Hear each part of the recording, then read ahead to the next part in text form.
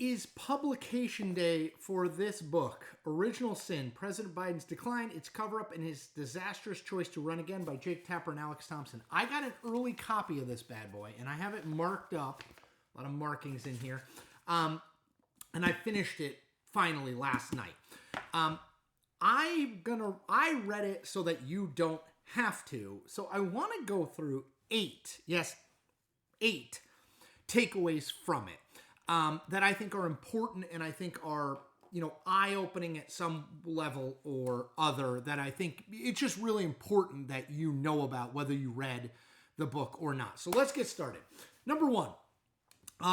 Takeaway number 1 is the Politburo did this. Now, the Politburo refers to a small group of the most senior Biden advisors. This is Jill Biden, longtime consultants Mike Donlin and Steve Ricchetti.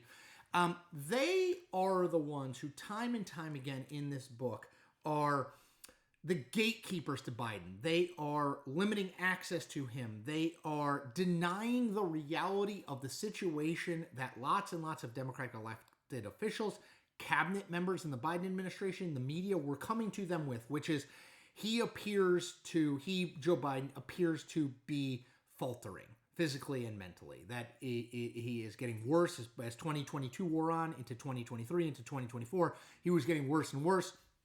These people repeatedly denied it.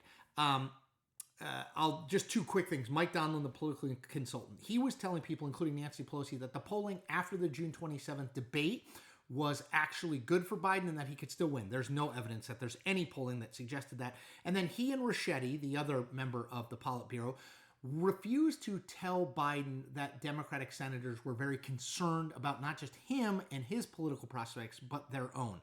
It really is appalling, and it suggests to me that this group, this Politburo, cared more about protecting their access to power by keeping Joe Biden in power than they did about the Democratic Party or the country. That's takeaway number 1. Takeaway number 2, Biden is sort of a sad figure in this book. So I know that's a little weird because the book is about his mental and physical decline, but he's not a major player, really. He's sort of being talked about the way you talk about an aging parent, like, oh, should we put them in a home? Should we take away their keys and not let them drive anymore? Like, they're there, but they are not agents in their decision-making process.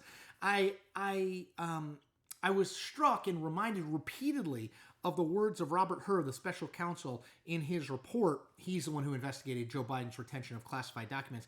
In his report, he described Joe Biden as a, quote, sympathetic, well-meaning, elderly man with a poor memory. That rang true in this book as well, that it's hard to think of Biden as malicious or Machiavellian or anything. He's kind of an afterthought while this Politburo is making these decisions about him and about the country almost without him. So that's takeaway number 2. Before I get to the rest, I want to ask you to become a subscriber to this channel. So I am bringing you political content every single day, and it's independent in 2 ways. It's independent from big media companies and billionaires telling us what to think and what to do and what to write and what not to write, what to say, what not to say. It's also independent from the 2 political parties. I'm not a Republican. I'm not a Democrat. I'm a political journalist. I am calling balls and strikes no matter what uniform the batter at the plate is wearing. I think that's of critical import. I hope you subscribe. It's free and it's easy, which is 2 great things in life. Okay, moving on. Takeaway number 3. Joe Biden never believed in Kamala Harris as a candidate. So I've talked about this before, that one of the reasons that Joe Biden ran for a second term and one of the reasons that Joe Biden didn't get out of the race right after June 27th, that debate, was he and the people around him did not think that Kamala Harris could win. Let me just read a very brief something from this Original Sin book.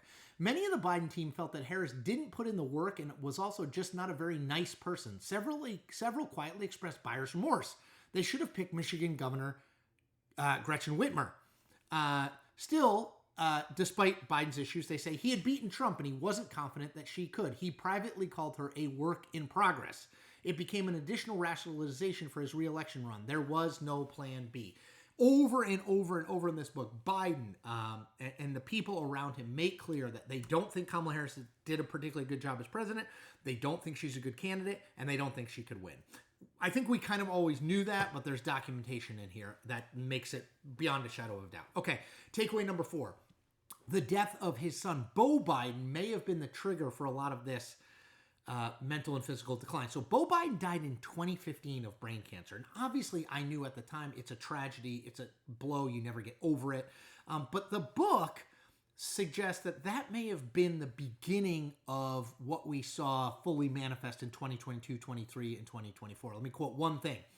As senior White House officials acknowledged to us, the first reason for this was, yes, the president had lost a step in his communication abilities since his vice presidency. Quote, before Beau died, he was 100% sharper, said one senior Biden White House official. Beau's death wrecked him. Part of him died that never came back after Beau died. Was he the same guy he was in 2009?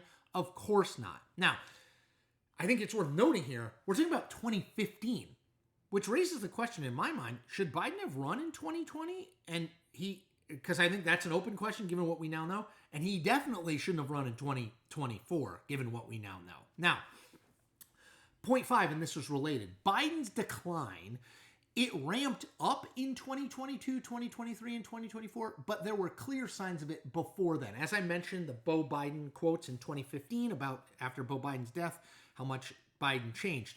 But there's also a brutal episode that Jake and Alex recount in the book. Now, this is in 2020. Remember, this is COVID. There was a virtual Democratic convention. One of the ideas that the Biden people came up with, they wanted to show that he was relatable, authentic, empathetic. They came up with this idea that they would have Biden in his office in Delaware, and they'd have a bunch of screens where people, regular folks, would be telling them about their hopes and dreams and worries and fears, and that he would interact with them. They would video it all, and then they would run a big package of it at the Democratic convention. Well, what happened was not good. Let me quote. The videos were horrible, one top Democrat said. He couldn't follow the conversation at all. A second Democrat said this. I couldn't believe it. It was like a different person. It was incredible. This was like watching Grandpa who shouldn't be driving. This was the summer of 2020. People, this is before he got elected.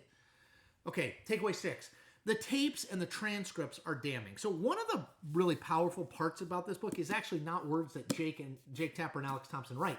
It's the transcripts of things like Biden being interviewed by special counsel Robert Hur, Biden giving speeches, Biden in the debate with Donald Trump. What's clear when you transcribe exactly what he said is Biden is really struggling to pull words, concepts, ideas out. They keep kind of moving out of his reach. He's saying things, but they make no sense. It feels like an unintelligible word salad. I know people will say, I know this, I saw this. Trust me, if you read the words in this book, whether it's the Hur testimony or the debate or speeches that Biden has given, it's much, much more painful. And it shows, in a really powerful way how much trouble Biden was having. Okay, takeaway number 7, the shaming strategy with the press. So I've written and talked about this before. I made a video saying I could have done a better job covering Biden. I should have asked harder questions, but I was cowed, at least somewhat, by how aggressive the Biden people were on social media and in person when you ask questions about his age and his condition. They would shame you, say you were an ageist, say he was just fine. Well, Jake and Alex in Original Sin detail how that operation worked. Here's an excerpt from it. The Biden campaign and White House operatives now had a modus operandi for attacking any journalist who covered any questions about the president's age, enlisting a core of social media influencers, progressive reporters, and Democratic operatives to besmirch as unprofessional and biased those in the news media investigating this line of inquiry. They add this. The goal was to shame journalists and create a disincentive structure for those curious about the president's condition. Yes to all that. That's not an excuse. We, or I'll say me, should have asked harder questions, should have pushed harder, but it is, I think, an important piece of context. And last, I want to read you my last takeaway. This is my favorite paragraph from the whole book because I just want you to hear it and think about it as you criticize the media for what they did, or as you say, well, we're talking about Joe Biden. What about Donald Trump? And he's in the White House right now, and he says all these unhinged things. Please, this is from the Jake and Alex book. If you listen to nothing else, I hope you listen to this. The White House responded to any question about Biden's age by pointing to Trump's wild and seemingly unhinged behavior on the campaign trail. But Trump's limitations didn't mean that Biden's deserve less scrutiny. Biden was the sitting president, and he was struggling to not only keep a robust schedule, but articulate his thoughts in public and private. Yes to that. Those are my 8 big takeaways from Original Sin. I would recommend going out, checking it out. There's a lot more in here, but in case you don't want to read it, I read it for you, and those are your big takeaways and what you need to know from it. As always, I ask you to do a few things. Like I said earlier in the video, I hope you subscribe to this channel. It means a ton to me. We are marching toward 100,000 subscribers. I really, really hope you become a part of what I'm building here. You can also like this video and comment on this video. Like is easy, just give it a thumbs up. Comment on this video, offer your thoughts. What that does is it helps build community, number one, but also helps my stuff, these videos, get out to more people who aren't subscribers already. And I really think that if people see what I'm doing here, independent political journalism, they're going to respond. They're going to become subscribers. It's going to grow. I'm going to be able to continue to do stuff like this. The last thing you can do, word of mouth. Be an evangelist for what I'm building here. Tell people about it, even if it's one or two people. Tell them what I'm doing. Tell them to check it out. It's free. Check out these videos. Become a subscriber. It helps. Every little bit helps as we march toward 100,000. So thank you if you are already a subscriber, and please spread the word. Take care.